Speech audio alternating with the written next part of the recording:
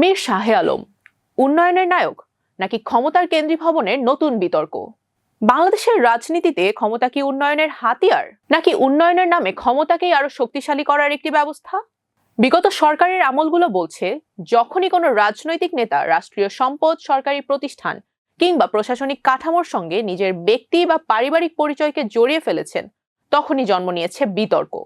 একসময় সমালোচকরা অভিযোগ তুলেছিলেন, ক্ষমতার শেষ প্রান্তে দাঁড়িয়ে দেশের বিভিন্ন স্থাপনা, প্রতিষ্ঠান বা প্রকল্পে একটি নির্দিষ্ট পরিবারের ছাপ রেখে যাওয়ার চেষ্টা হয়েছিল। সেই বিতর্ক বাংলাদেশের রাজনৈতিক ইতিহাসের অংশ হয়ে আছে। আজ 2 যুগ পর বগুড়ার শিবগঞ্জকে ঘিরে নতুন করে উঠেছে প্রায় একই ধরনের প্রশ্ন। এই প্রশ্নের কেন্দ্রে একজন ব্যক্তি, স্থানীয় সরকার, পল্লী উন্নয়ন ও সমবায় প্রতিমন্ত্রী মীর শাহে আলম।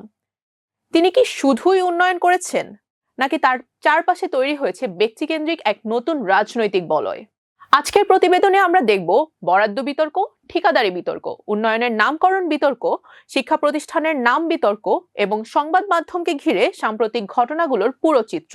উন্নয়নের বন্যা নাকি বরাদ্দের বৈষম্য?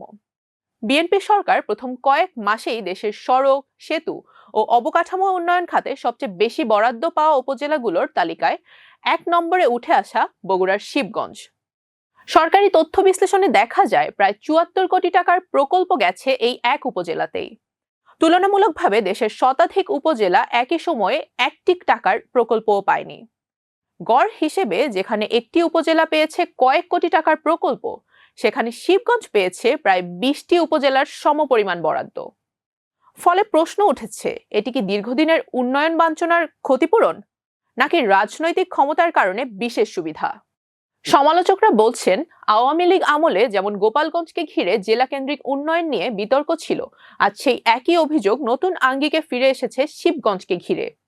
আর এখানেই রাজনৈতিক অস্বস্তি, কারণ বর্তমান সরকারের শীর্ষ নেতৃত্ব অতীতে এমন জেলাপ্রীতির সমালোচনা করেই জনসমর্থন অর্জন করেছিল।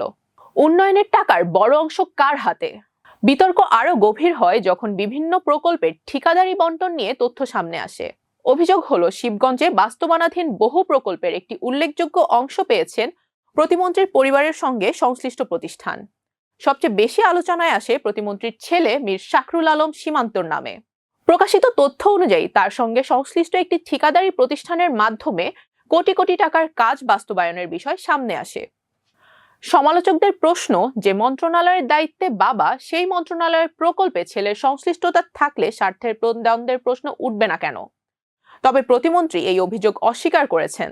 তার দাবি, সংশ্লিষ্ট লাইসেন্স বহু আগেই পাওয়ার অফ অ্যাটর্নির মাধ্যমে অন্য একজনের কাছে হস্তান্তর করা হয়েছে এবং সেখানে তার বা তার সন্তানের কোনো প্রত্যক্ষ স্বার্থ নেই।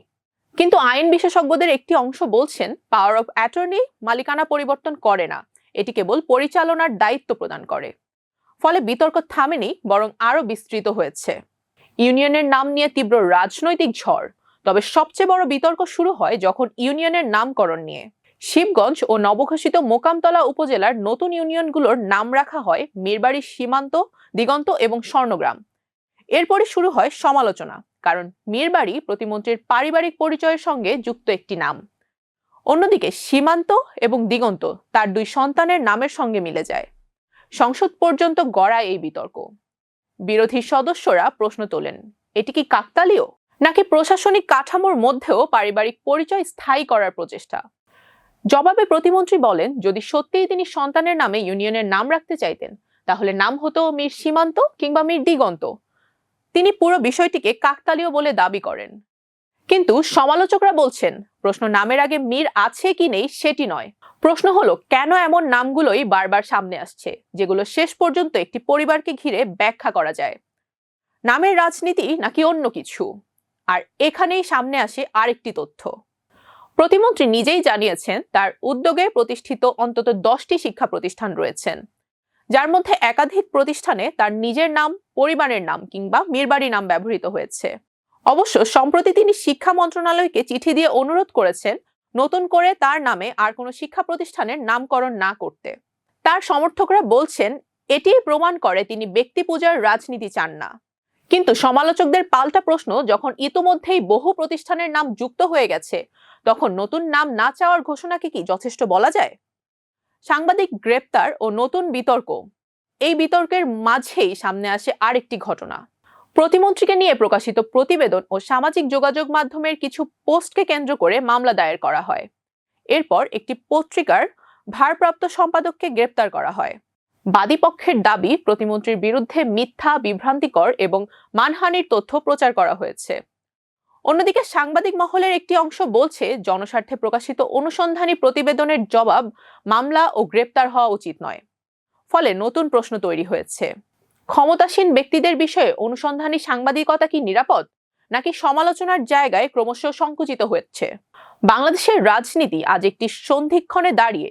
একদিকে উন্নয়ন, অন্যদিকে জবাবদিহিতা, একদিকে বরাদ্দ তো অন্যদিকে বৈষম্যের অভিযোগ, একদিকে প্রশাসনিক সিদ্ধান্ত, অন্যদিকে পারিবারিক প্রভাবের প্রশ্ন।